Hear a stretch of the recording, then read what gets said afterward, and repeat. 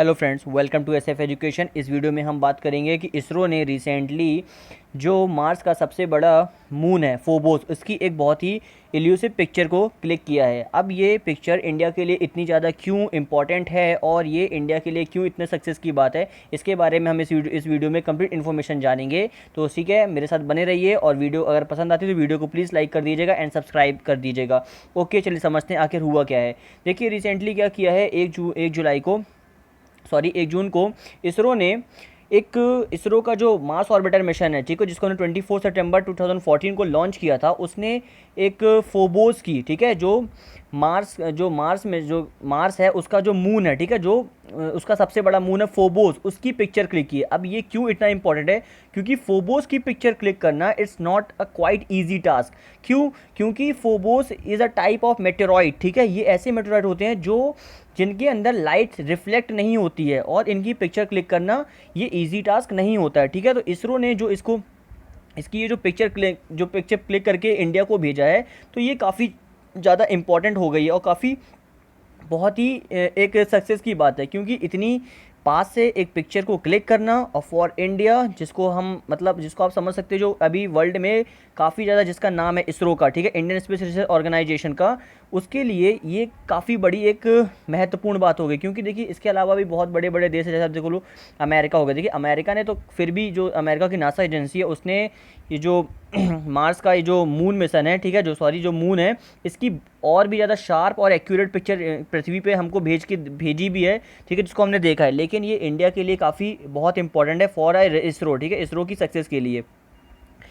और अब इसमें मैं आपको देखो बताता हूँ ये क्यों इतना ज़्यादा इंपॉर्टेंट है। इसके पहले भी जब इसरो ने ऐसी फ़ोटो हमको दिखाया था, उसमें ये जो स्टिकनी है, ठीक है, जिसको हम क्या बोलते हैं, इसको दिस इज क्रेटर, ठीक है, ये जो है, ये पहली वाली फ़ोटो में इतना क्लियर हमको देखने को नहीं मिला था। अब ये जो स्टिकनी है, आखिर ये स्टिकनी होते किस टाइप के हैं, इसके बारे में मैं आपको कंप्लीट इन्फॉर्मेशन देता हूँ, ठीक है।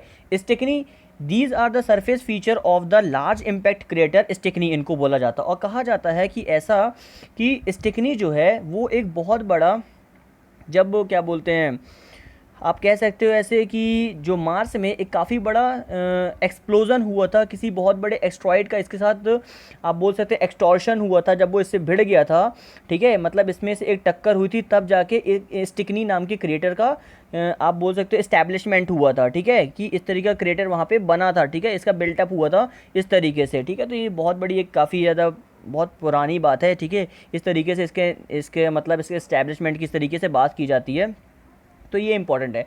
अब ये जो बिग अचीवमेंट है इसरो के लिए, ये क्यों इतनी इंपॉर्टेंट है? क्योंकि ये जो फोबोस है, ठीक है, जो मार्स का सबसे बड़ा मून है, ठीक है, जिसकी जो आपको अगर शेप देखोगे, ठीक है, यहाँ पे आप शेप देख सकते हो, it is not like a Indian natural moon, ठीक है, क्योंकि इसका शेप इंडियन नेचुरल मून की तरह नहीं है, जो बिल्कुल सर्कल की तरह है, ठीक है।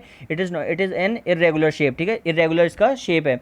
अब अचीवमेंट की बात करते हैं कि क्यों इतनी अचीवमेंट इतनी अच्छी है, तो इसके लिए क्योंकि ये जो फोबोस है, ये लाइट को अब्जॉर्ब नहीं करता, मतलब लाइट को रिफ्लेक्ट नहीं करता है, और जिससे क्या होता है कि इसकी पिक्चर लेना ये इजी नहीं होता है। और अगर मैं आपको बताऊं कि ये जो फोबोस है, ये कार्बोनेशियस जो कॉन्ड्राइट्स हैं, इनके बने हुए होते हैं। अगर एक नॉर्मल भाषा में आपको मैं बताता हूँ कि जो कार्बोनेशियस, जो अगर ये जो हमने अभी बात किया था, कार्बोनेशियस कॉन्ड्राइट्स होते हैं, ये होते क्या हैं? तो these are a quite type of meteoroids, ठीक है, ये एक मेटेरॉइड्स होते हैं, जिनको अगर आप आसानी से समझोगे कि ये क्या करते हैं, ये जो एनर्जी को रिफ्लेक्ट नहीं करते हैं, और एनर्जी को रिफ्लेक्ट ना करने से इनकी पिक्चर को क्लिक करना ये बहुत ही ज़्यादा प्रॉब्लमेटिक हो जाता है।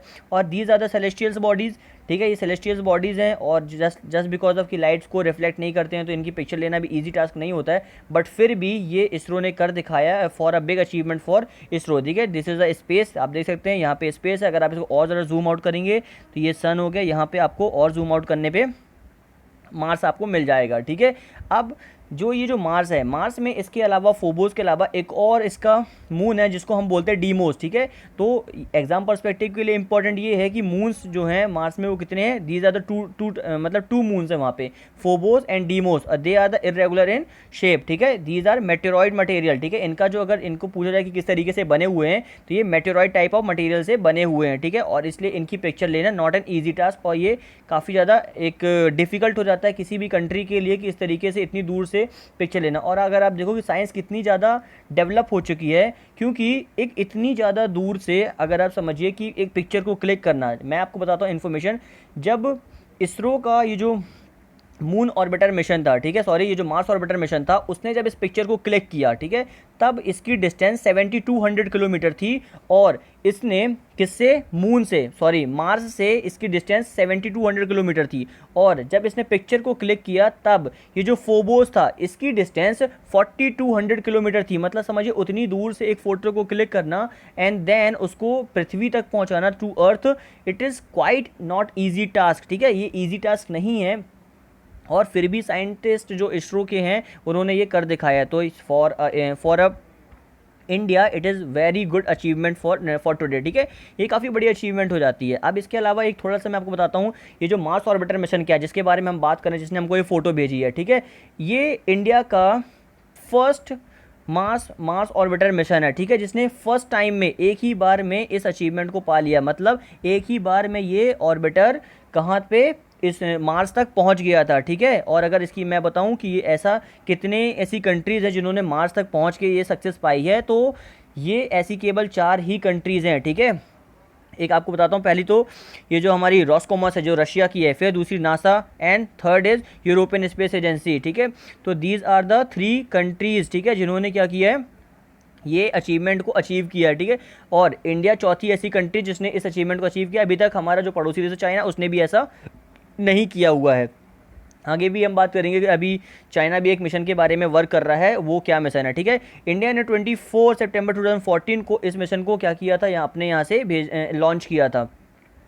एग्जाम पर्सपेक्टिव से इंपॉर्टेंट हो जाता है, आपको पता होना चाहिए कि मार्स ऑर्बिट कब भेजा गया था। अगर आप एक एक्यूरेट समय निकालते हैं तो लगभग 6 साल इसको होने वाले हैं, ठीक है। और इसकी लॉन्चिंग डेट्स अगर आप देखते हो तो ये लगभग इसको आप बोल सकते हो कि जैसे 24 सितंबर को ये मार्स तक पहुंच गया था, तो इसके पहले से हमने भेजना इसको स्टार्ट कर दिया था। तो दैट वाई कि इसको लगभग 6.5 साल के करीब इसको होने वाले हैं, ठीक है। अब बैकग्राउंड डिटेल समझते हैं कि 450 करोड़ अगर इसकी एक कॉस्ट देखी जाए तो 450 करोड़, और जैसा साइंटिस्ट ने बताया कि 450 करोड़ के हिसाब से जितनी डिस्टेंस मार्स की है, एक लॉजिकल हम डिस्टेंस अगर कवर करें पैसे के हिसाब से, इंडियन रुपीज़ के हिसाब से, तो कहा जाता है कि 7 रुपीज़ पर किलोमीटर इस ये जो हमने अपना मार्स ऑर्बिटर मिशन वहाँ पे भेजा है उसमें इतना पैसा खर्च हुआ है, 7 रुपीज़ पर किलोमीटर। आप समझ सकते हैं कितना सस्ता है।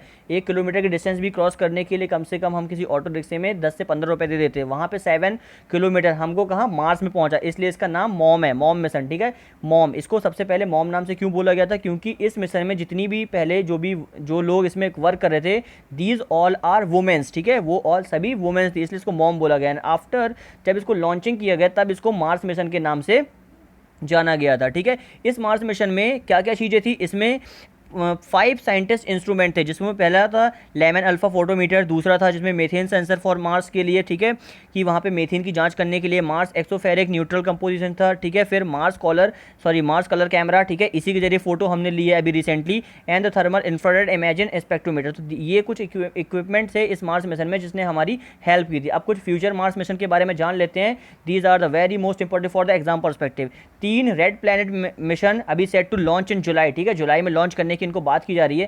पहला तो यूनाइटेड अरब एमिरेट्स का है, इसमें हमारे यहाँ की जो इंडियन स्पेस रिसर्च ऑर्गेनाइजेशन है ये इनकी हेल्प कर रही है to build up for red planet mission, ठीक है, उनके लिए। और इसकी लॉन्चिंग डेट जो रखी गई है वो रखी गई है जुलाई 14, ठीक है। तो मतलब अभी नेक्स्ट मंथ में इसको क्या किया जाएगा, लॉन्च किया जाएगा।